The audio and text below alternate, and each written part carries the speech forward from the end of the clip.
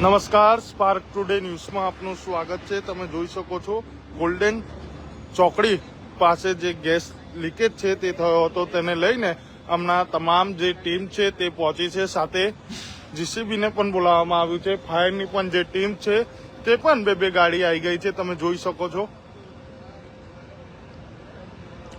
Golden ચોકડી જે કહેવામાં આવે છે ત્યાં જ આ ગેસની લાઈન આવેલી છે।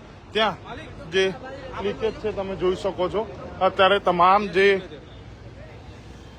અધિકારી છે તે ઉપસ્થિત છે। ગેસના સાહેબ પેલા છે વ્હાઈટ ટી શર્ટ વાળા ને આપણી સાથે જે ગેસના સાહેબ છે તેમની સાથે વાત કરીશું। જી, તમને પણ શું, તમે પણ ઉપસ્થિત છો ને?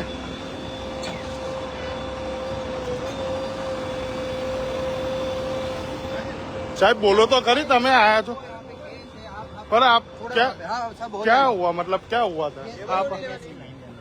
हाँ तो હવે તમે આયા છો, પણ એવું નહીં, તમે આયા છો શું કહેશો એને માટે? હવે કેવી રીતે આ બન્યો? હા હા, પાઇપલાઇન જે તે ઓપન કરીને તેનું રિપેરિંગ છે તે કરવામાં આવશે। તમે જોઈ શકો છો ફાયરની જે ટીમ છે તે પણ ઉપસ્થિત છે અને ફાયરને પણ આ તમને શું કોલ મળ્યો હતો સાહેબ? તમને શું કોલ મળ્યો હતો?